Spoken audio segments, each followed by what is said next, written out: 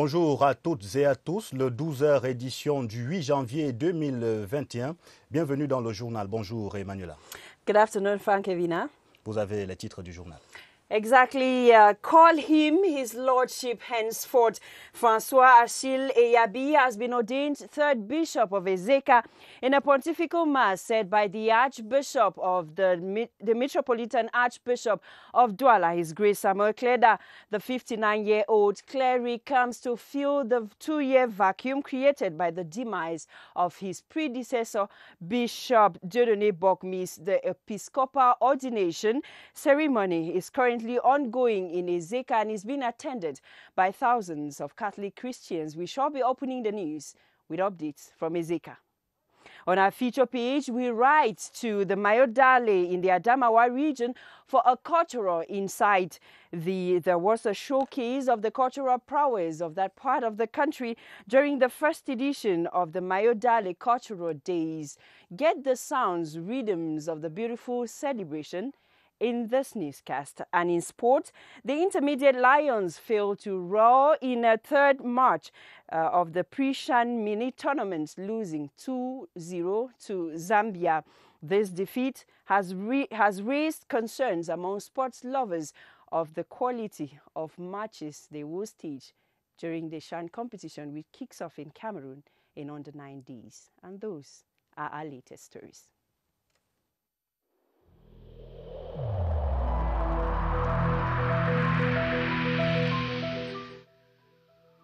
J'ai personnellement constaté que la plupart de nos concitoyens ne respectent plus les mesures de protection édictées par le gouvernement.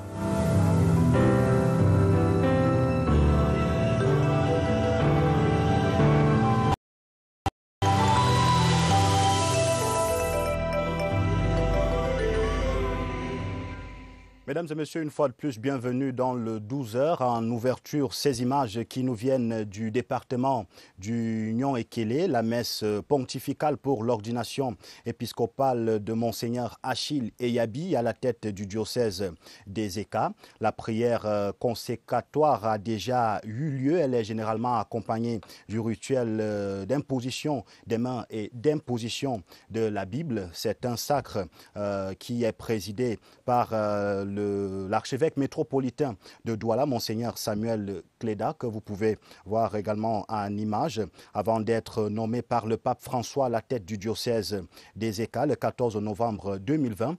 Monseigneur Achille Eyabi était vicaire épiscopal, curé de la cathédrale et secrétaire à l'éducation catholique à EDEA. Le diocèse d'Ezeka était jusqu'ici administré par Monseigneur Émile Martin Dibonguet depuis le décès en août 2018 de Monseigneur Bokmis. Je rappelle que Monseigneur Achille Eyabi, qui prend la tête du diocèse d'Ezeka, est âgé de 60 ans. Nous y reviendrons en détail dans nos prochaines éditions du journal. Cette autre messe pontificale ce jeudi au couvent des Carmes de Nkolbison, c'est ici à Yaoundé. C'était à la faveur de la commémoration du 15e anniversaire de la mort du frère Jean-Thierry Ebogo, messe présidée par l'archevêque métropolitain de Yaoundé, Monseigneur Jean Barga. Pierre Binambarga pour les précisions. Cette messe pontificale est célébrée en souvenir au 15e anniversaire de la mort du serviteur de Dieu, frère Jean-Thierry Ebogo de l'Enfant Jésus et de la Passion, ancien membre du couvent des Pères Carmes d'Nkolbison. Très tôt, il est atteint d'un cancer et envoyé en Italie pour des soins. Il fut sa profession solennelle étant à l'hôpital. L'étincelle s'éteint en 2006. En ce moment, il est sur le boulevard qui conduit à la sainteté. Aujourd'hui, il est sur le chemin vers la béatification. L'Église qui apprécie la sanctification de ses fidèles a besoin des signes du ciel. Pendant sa vie terrestre, il a préféré donner la joie. Une vie spirituelle entamée dès la cellule familiale. Dépassé par son intelligence, je me demandais ce qui n'allait pas sur lui. Homme de pardon, homme d'amour et de lumière, on attend qu'un jour il soit canonisé, c'est-à-dire devenir saint dans le royaume des cieux. We stay in religion news to talk about the story that is currently taking place in Ezeka. The new bishop of Ezeka Diocese, His Lordship Francois Achille Eyabi, is currently being ordained in a pontifical consecration mass in Ezeka, said by the Archbishop of Douala, His Grace Samuel Kleda. The 59-year-old cleric comes to fill the 2-year vacuum in Ezeka Diocese after the demise of Bishop Dieudonné Bokmis in 2018. The diocese in the Douala Ecclesiastical Province has over 130,000 Catholic Christians who are part of the ordination exercise. As you can see on the images there, before his appointment by Pope Francis last November 14, 2020, His Lordship Francois Achille Eyabi was serving as the parish priest as well as Vicar General in the Sacred Heart Cathedral Parish in Edea, and the consecration or the ordination ceremony continues in Ezeka, where our reporters shall be giving us updates in our subsequent news editions. We stay in religion. Reverend Father Jean-Thierry Ebogo, one of Cameroon's outstanding priests who performed miracles before his death, is in the process of being made a saint 15 years after the member of the Covenant of the Carmelite Seminary of Colbison died. A pontifical mass has been said in his memory as he processed to being a saint. The mass was said by the Archbishop of Yaoundé. Details with Alice Mbi. Here lies the mortal remains of Saint Jean-Thierry Ebogo, who died on the 5th of January 2006 in Italy after a protracted illness. A special mass has been organized at the Covenant of the Discalet in Colbison to celebrate his sainthood. We are here to celebrate the 50th anniversary of the death of the Father Jean-Thierry, and we have two objectives. We want to pray that God can show us the sanctity of Father Jean-Thierry. He is considered as the servant of God. He has been elected for the quality and the morality of his life, and now we are expecting from God some miracles in his intercession. His parents testified that Saint Jean-Thierry Ebogo was destined to save God since he was born. He was a very intelligent child who did things above his age. When he was small, he could slice cassava into pieces and share to his brothers as a holy sacrament. I know he was a child who had to serve God. We are happy because he is resting by the side of the Lord. During the homily, His Grace Jean Baga called on the Christians to have faith in God, just as Jesus, through faith, walked on water without sinking. Parlons à présent éducation avec le deuxième trimestre qui a déjà écoulé sa première semaine de cours dans les établissements scolaires. Occasion de faire le bilan de cette première semaine en ce journal de 12 heures au lycée bilingue des Touguébé. Ici à Yaoundé, enseignants et élèves ont déjà pris le train de ce deuxième trimestre et les cours sont effectifs. L'administration a même déjà tenu une assemblée générale. Je vous propose de suivre cet extrait d'interview de Marlise Atangana, censeur au lycée des Touguébé, au micro de Laurence Okalia. Le bilan est largement positif. Tous les élèves sont là, tous les enseignants sont là et les cours se passent normalement sans problème. D'ailleurs, nous avons tenu notre assemblée générale mercredi après-midi. Lors de cette assemblée, on a défini de nouvelles orientations par rapport au nouveau trimestre qui commence. Nous continuons normalement le trimestre. Le ministère des Sports et de l'Éducation physique renforce ses effectifs au niveau de l'administration centrale. Les responsables récemment nommés ont pris fonction ce jeudi à Yaoundé, cérémonie présidée par le secrétaire général de ce département ministériel, Joseph Yerima. Les précisions d'Evariste Yenga. La prise de service à leur nouveau poste de responsabilité. Plus de 20 personnels appelés à exercer comme chargés d'études, sous-directeurs, chefs de service et chefs de cellule dans l'administration centrale du ministère des Sports et de l'Éducation physique. À tous les niveaux, je suis disponible à tous les niveaux. Mandaté par le ministre des Sports, c'est le secrétaire général qui a présidé la cérémonie d'installation. Joseph Yerima leur a donné pour boussole le bon sens et l'intérêt général, entre autres instructions prises en compte. Nous parviendrons à répondre aux attentes qui sont placées à notre modeste personne. Du moment où je suis ancienne du ministère des Sports, je maîtrise un peu toutes les directions, donc je maîtrise en quelque sorte l'ampleur des tâches, les différentes tâches qui m'attendent. Ces installations interviennent à 8 jours du début du CHAN 2020, une compétition dont certains aspects sont classés priorité dans les cahiers de charges des nouveaux responsables. Le ministre d'État, ministre secrétaire général à la présidence de la République, émissaire du chef de l'État, son Excellence Paul Biya, auprès du chef de l'État équato-guinéen Teodoro Obiangema Mbazogo, Ferdinand Ngongo, est allé livrer au Guinéen un message de son homologue camerounais.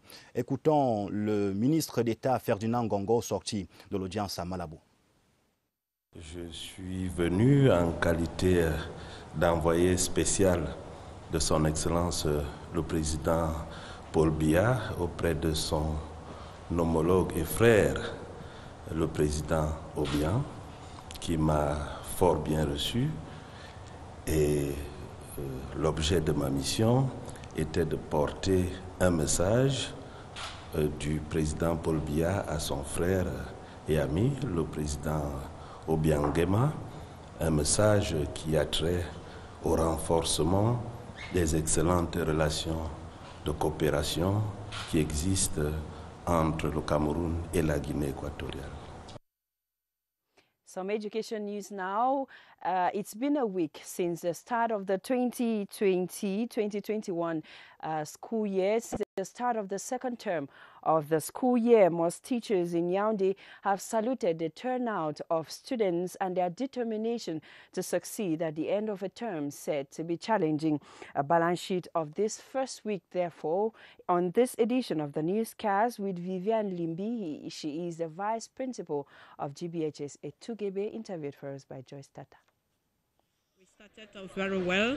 At least the turnout was so encouraging. The students came the one time. The teachers were present, and we can say that we registered about 80% success rate in students' attendance and teachers' presence in classrooms. We held the general staff meeting on Wednesday the 6th. We were cautioned of the barrier measures concerning COVID-19. And then we are asked to wear our face masks. We're asked to encourage students to always wash their hands and to maintain these barrier measures. You know, it's not a normal school year with the activities. Now we have just about 40 minutes of teaching hours. So the teachers were encouraged to be there. Over 20 newly appointed officials in the Ministry of Sports and Physical Education have assumed their new offices with a call for them to work as a team to attain the 2021 roadmap of the ministry. The call was made by the Secretary General of the ministry, Joseph Yerima, during the installation. As you tell us, Baldwin Sama. They are commissioned into their new functions as directors, sub-directors and service heads in the central services of the Ministry of Sports and Physical Education at a time when the ministry is at the forefront in the organization of a major football competition. While installing them, the Secretary General in the Ministry of Sports and Physical Education, Joseph Yerima, called on them to put their rich experience at the service of the ministry. It's God that made me here, and I'm very happy. It's not given, it's a God-given opportunity. It's very important to mention that we're going to give all our possible for the event to come out successful. As the newly promoted begin work, they have at the back of their mind the urge to live up to expectations. Now in the Southwest region, where a master plan for the collection, distribution and transmission of electricity in the region is being prepared with a team of officials from the Southwest Delegation of Water Resources and Energy on the field, collecting data that will be required to set this up. As our reporter Ndoto Diale tells us in the following report, once this is done, it may boost the electricity supply in the region.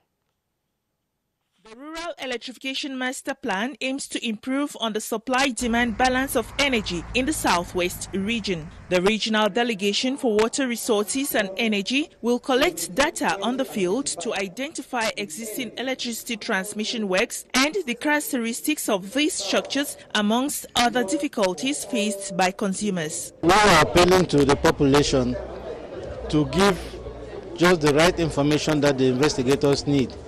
You know, a good information will help us to come out with a good master plan. But how practical is this plan? On the field, they have as equipment GPS, phone, to collect the geography data. Because when we have the geography data, we go to install in the map. The diagnosis, which is expected to last 3 months, will help experts to work on the quality of services and electricity networks that is characterized by frequent power cuts, and also increase the access rate to electricity in peri-urban and rural areas to 95% by 2025.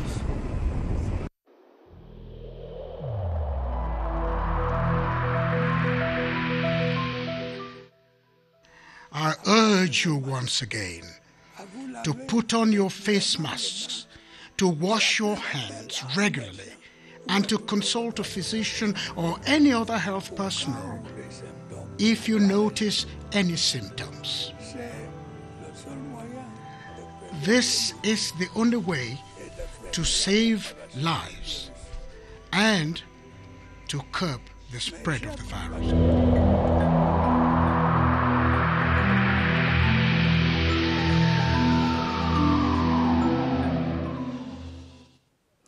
Vous regardez le 12h sur la CRTV. Dans la région du Nord-Ouest, l'exécution du budget d'investissement public est ralentie par les exactions sécessionnistes. Dans le département de la Momo, les travaux en cours ont été évalués en présence de l'autorité administrative et des assurances ont été faites pour le renforcement de la sécurité autour des chantiers du BIP. Les précisions de Valentin Kouadou à Bamenda. Les projets en cours d'exécution dans le département de la Momo n'avancent pas sereinement à cause des activités séparatistes. L'une des recommandations prises, selon la coordonnatrice départementale du BIP de la Momo, l'honorable Fongan Prudencia, le préfet a rassuré les adjudicataires des projets que les mesures sécuritaires seront mises en place pour les accompagner. L'honorable Fongan Prudencia a également saisi l'occasion pour encourager les adjudicataires des projets dans le département de rester confiants car, dit-elle, leurs factures ne resteront pas impayées. Et à ceux qui sollicitent les projets, l'honorable demande d'être plus efficaces dans l'exécution. Les projets concernent tous les domaines, l'éducation, la santé, l'électrification rurale, les infrastructures routières. Power has changed hands at the Cameroon's national air carrier. Cameco Roger Jean-Claude Ayem steps in as new board chair of the structure, while Jean-Christophe Nguema occupies the post of general manager, and Alexandre Fauchivet is his deputy. This was the outcome of the extraordinary General Assembly or board meeting that took place yesterday. Yves Formoso has more. A safe sky getting clearer for Cameco to fly. A new team is set to pilot the affairs of the company. An extraordinary board of directors meeting led by Transport Minister concluded with a fresh team set to take the airline company away from thunderstorm. Roger Jean-Claude Ayem is the board chair. The position of general manager is hence occupied by Jean-Christophe Nguema, while his deputy Alexandre Fauchivet joins the team. The main things are very simple. Is to stabilize operations, put in place regular service, and develop the company. And then finally at the end, open it up to private investors. Since the resumption of its flight last October, the company is gradually ensuring their regularity, especially after months of absence due to several chores.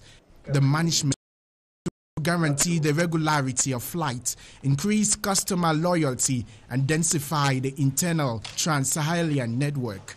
The team, which is the 7th since 2011, are expected to combine their experiences and love for fatherland to ensure that the air carrier does not shudder even amidst turbulence. We now go over to the North region, where a consignment of ultra-modern equipment have been received at the Mawa Airport from Aéroport du Cameroun ADC to better service delivery in the airport. The items come to reinforce the functioning of the structure and boost its standards ahead of the 2022 Africa Cup of Nations, which Garwa will be hosting one of the pools. Wilson Mengole is in Garwa. With a year to go to the continent's most prestigious competition, the African Cup of Nations, the Garwa International Airport has received state-of-the-art equipment to step up operations and raise the reputation of the airport. The airport of Garwa have new equipment for the functioning of the airport, and our general management, Onasumo, decided to give us this equipment that you have behind me to use for work around the aircraft and in the airport.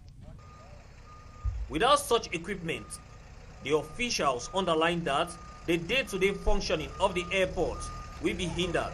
First is for the African competition in 1 year, and secondly is for all the aircraft who are coming in our airport in Garwa. The benefit of this equipment. This equipment, we can't empower energy to the aircraft. We can't. Because the JPU, the ground power unit, is used to give the energy to the aircraft. The North Regional Capital is ready in all facets to welcome local and international fans in the continent's biggest sporting event. Dans la page magazine du 12h, le riche patrimoine du maillot d'Arlé en vitrine. La localité exposait cet héritage à la faveur de la première édition des Journées culturelles du maillot d'Arlé, un événement fort couru. Michel Renaud-Wanja. L'arrondissement de Mayo d'Arlé est un véritable gisement sur le plan culturel. La première édition du festival, organisée dans cette localité, a permis de découvrir les richesses culturelles qu'offrent les peuples Kwanja, Mambila, Bororo, Yamba et bien d'autres. Ce festival, c'est pour démontrer à quel niveau Mayo d'Arlé est un Cameroun en miniature. Déjà, c'est pour démontrer qu'il y a de la matière, il y a la ressource. Et à côté de ça, chaque ethnie a sa tradition, a sa culture. Donc nous avons voulu, à travers ce festival, valoriser toutes ces cultures-là à Mayo d'Arlé. Ce festival, qui a regroupé un parterre important de personnalités, a été salué à sa juste valeur. Pour cette première édition, l'on peut dire que le coup d'essai était un coup de maître. En sport, cette nouvelle page qui s'ouvre pour le basketball camerounais. Il s'agit d'une convention de partenariat signée entre deux équipes de l'élite Onyx et l'université de Douala, l'association camerounaise des officiels du basketball d'une part et d'autre part un équipementier international. C'est un accord qui rentre dans le cadre de la professionnalisation du basketball camerounais. Les précisions de Robert Badjek.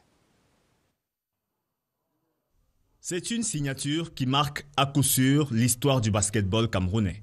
Pour la première fois, un équipementier, Origène, s'engage dans un partenariat avec des équipes locales, en l'occurrence Université de Douala, Onyx de Douala et l'association camerounaise des officiels de basketball. C'est en effet une grande joie pour nous parce que nous pensons que c'est déjà un grand pas, une fois de plus, vers le développement du sport basketball au Cameroun. Un sport qui, à mon avis, est sous-coté. Et avec cette initiative, nous nous sommes dit nous pouvions apporter un petit boost au sport camerounais. Nous, les officiels, nous avons besoin de vanter cette discipline qu'est le basketball à travers, n'est-ce pas, la prestation de nos services. Pour les équipes bénéficiaires du matériel sportif mis à leur disposition, c'est à la fois un soulagement, mais aussi un appel à plus de professionnalisme.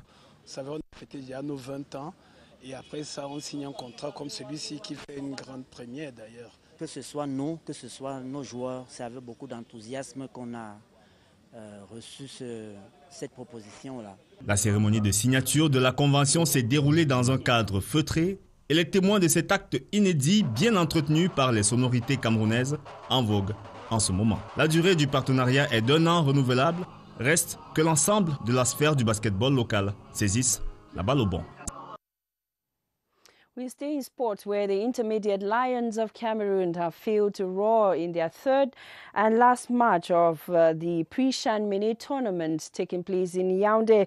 They lost to Zambia 2-0, a defeat which is raising concerns among football lovers on the ability of the squad to pull any victory during the upcoming Chan to take off in Cameroon in under 9 days. Let's have the highlights of yesterday's encounter with Romeo Nkini.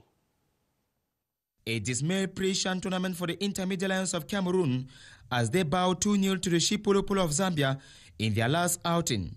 A clinical finish from Zambia's starman Collins Sikombe and then a beam strike from Zachary Shinkoluchi, all at the debut of the second segment, were enough to send the local Lions packing. Failing to impress in this confrontation, the Lions exhibited poor tactical incursions into the opponent's backyard, crashing out on goal-scoring opportunities. Pioneer retaliations earlier came from the Zambian side at the 12th minute following a silly defensive malhandling by effort to a dash on woodwork. While curtains are drawn on this mini showdown prior to the kickoff of the African Nations Championship, Cameroon's Intermediate Lions have netted 2 goals, considered 5 with just a point in all matches played. La fin de ce journal de 12h. Merci de l'avoir suivi. Restez surtout scotchés sur les programmes de la CRTV. Emmanuela, bon week-end. Have a nice weekend, Frank. Ladies and gentlemen, thanks for being with us. I'll be back again on Monday to 7.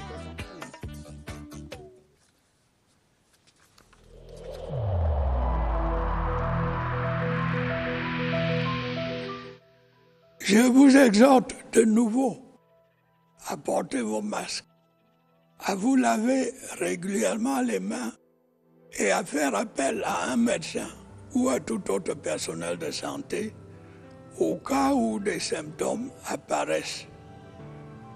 C'est le seul moyen de préserver les vies et de freiner la propagation du virus.